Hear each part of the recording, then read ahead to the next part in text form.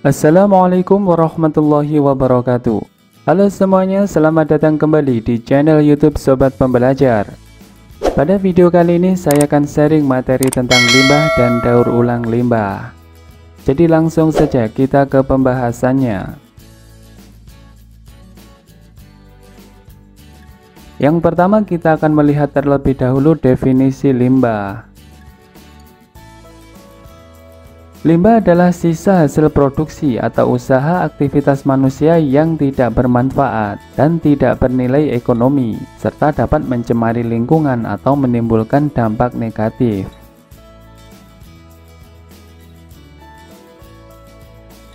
Selanjutnya kita akan melihat jenis-jenis limbah. Secara umum limbah diklasifikasikan menjadi dua kelompok. Yang pertama adalah jenis limbah berdasarkan jenis senyawanya. Dan yang kedua adalah jenis limbah berdasarkan wujudnya. Berdasarkan jenis senyawanya, limbah dibedakan menjadi tiga. Yang pertama adalah limbah organik. Limbah organik sendiri dibedakan menjadi dua. Yang pertama adalah limbah basah. Dan yang kedua adalah limbah kering.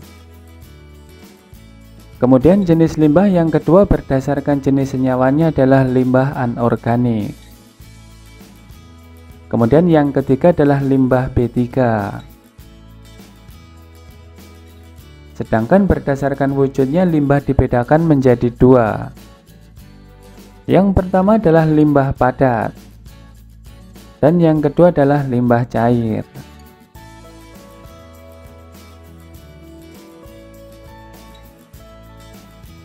Sekarang kita akan membahas tentang limbah organik. Limbah organik merupakan limbah yang mengandung karbon atau C dan dapat diuraikan secara sempurna oleh proses alamiah, yakni dengan mengendap ke dalam tanah, dasar sungai, danau, serta laut, dan selanjutnya akan memengaruhi organisme yang hidup di dalamnya. Limbah organik dibedakan menjadi dua. Yang pertama adalah limbah organik basah, misalnya adalah kulit buah dan sisa sayuran, serta kotoran hewan. Yang kedua adalah limbah organik kering, misalnya adalah kayu, ranting pohon, dedaunan kering, dan kertas serta karet.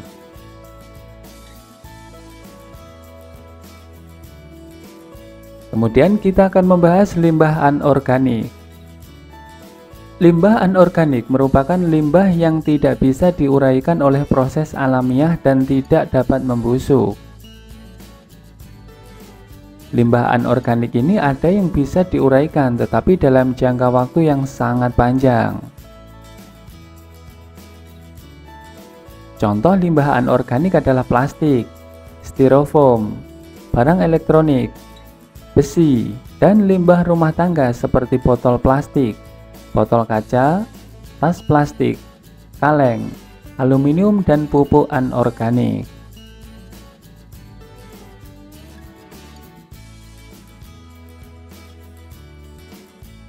Selanjutnya kita akan membahas tentang limbah bahan berbahaya dan beracun atau limbah B3. Limbah B3 adalah limbah yang sifat dan konsentrasinya mengandung zat yang beracun dan berbahaya, sehingga secara langsung maupun tidak langsung dapat merusak lingkungan, mengganggu kesehatan, dan mengancam kelangsungan hidup manusia serta organisme lainnya, misalnya adalah baterai bekas. Adapun sifat limbah B3 adalah sebagai berikut. Yang pertama adalah mudah meledak. Limbah mudah meledak adalah limbah yang pada suhu dan tekanan standar dapat meledak karena dapat menghasilkan gas dengan suhu dan tekanan tinggi lewat reaksi fisika atau kimia sederhana. Contoh limbah mudah meledak atau eksplosif adalah limbah laboratorium seperti asam pikrat. Yang kedua adalah pengoksidasi. Limbah pengoksidasi adalah limbah yang dapat melepaskan panas karena teroksidasi, sehingga menimbulkan api saat bereaksi dengan bahan lainnya. Contohnya adalah kaporit. Yang ketiga adalah mudah menyala. Limbah yang memiliki sifat mudah sekali menyala adalah limbah yang dapat terbakar karena kontak dengan udara, nyala api, air, atau bahan lainnya meski dalam suhu dan tekanan standar. Contohnya adalah benzena, pelarut toluena atau pelarut aseton. Kemudian yang keempat adalah beracun. Limbah beracun adalah limbah yang memiliki atau mengandung zat yang bersifat racun bagi manusia atau hewan, sehingga menyebabkan keracunan, sakit, atau kematian baik melalui kontak pernafasan, kulit maupun mulut. Misalnya adalah buangan pestisida.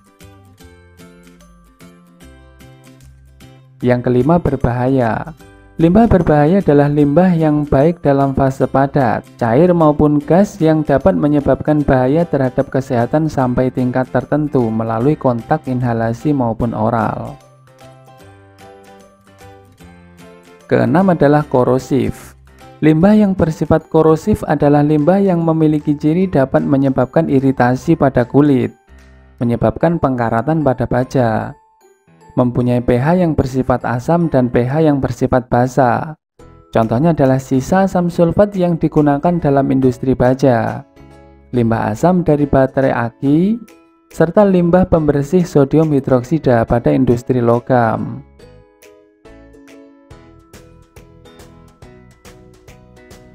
Yang ketujuh, bersifat iritasi. Limbah yang dapat menyebabkan iritasi adalah limbah yang menimbulkan iritasi pada kulit, peradangan, maupun menyebabkan iritasi pernafasan, pusing, dan mengantuk bila terhirup. Contoh limbah yang bersifat iritasi adalah asam formiat yang dihasilkan dari industri karet. Yang kedelapan adalah limbah berbahaya bagi lingkungan. Limbah dengan karakteristik ini adalah limbah yang dapat menyebabkan kerusakan pada lingkungan dan ekosistem.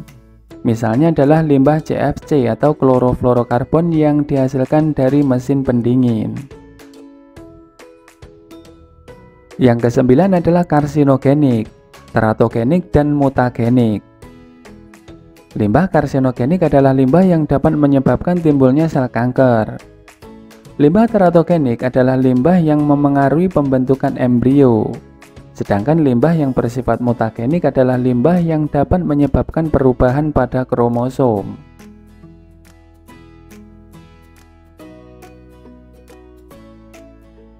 Sekarang kita akan membahas tentang limbah padat. Limbah padat dapat dibedakan menjadi beberapa kelompok. Yang pertama adalah sampah organik mudah membusuk.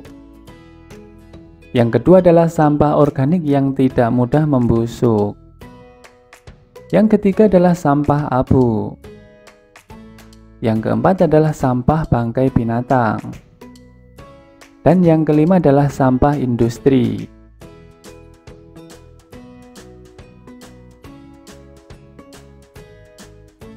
Selanjutnya kita akan membahas tentang limbah cair.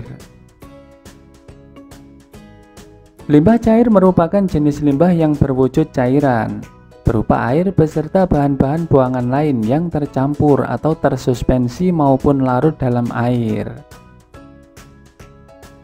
Limbah cair dibedakan menjadi 4 kelompok. Yang pertama adalah limbah cair domestik, berasal dari rumah tangga atau bangunan, perdagangan, perkantoran maupun sarana sejenis. Yang kedua adalah limbah cair industri, yaitu hasil buangan industri, sisa cucian daging, buah maupun sayur. Yang ketiga adalah rembesan dan luapan. Dan yang keempat adalah limbah dalam bentuk gas.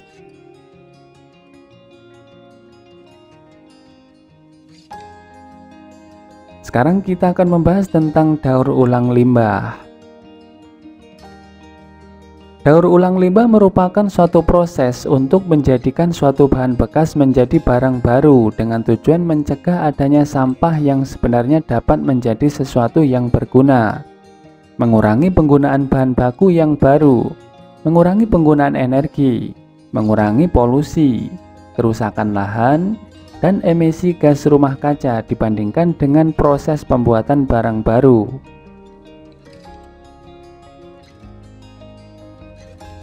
Tujuan dari daur ulang limbah adalah sebagai berikut. Pertama, mengurangi jumlah limbah untuk mengurangi pencemaran. Kedua adalah untuk mengurangi penggunaan bahan baku yang baru. Ketiga, untuk mengurangi energi atau sumber daya alam. Keempat, untuk mengurangi polusi lingkungan. Kelima, mengurangi kerusakan lahan dan ekosistem.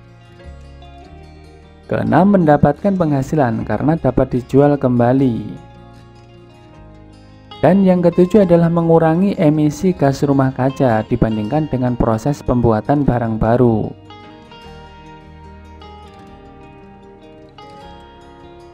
Adapun bahan yang dapat didaur ulang adalah sebagai berikut.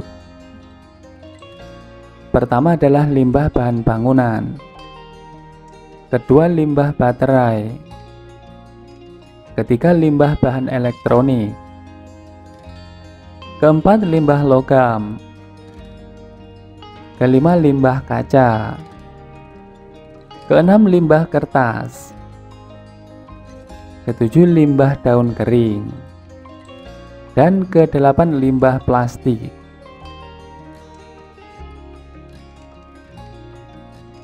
Sekarang kita akan membahas tahapan dalam daur ulang limbah, misalnya adalah daur ulang limbah plastik. Pertama adalah pengumpulan bahan. Kemudian yang kedua adalah pengiriman bahan ke Material Recovery Facility atau MRF. Yang ketiga adalah pemilahan.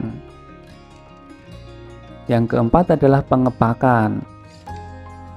Kemudian yang kelima adalah penghancuran. Selanjutnya yang keenam adalah pencucian.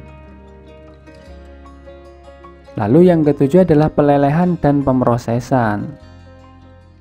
Dan yang kedelapan adalah diperolehnya produk baru.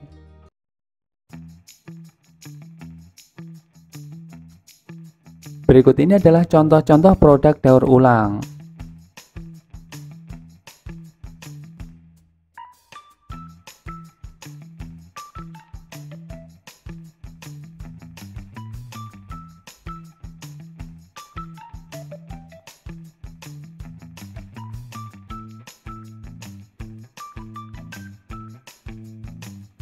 Demikian pembahasan tentang limbah dan daur ulang limbah. Semoga bermanfaat.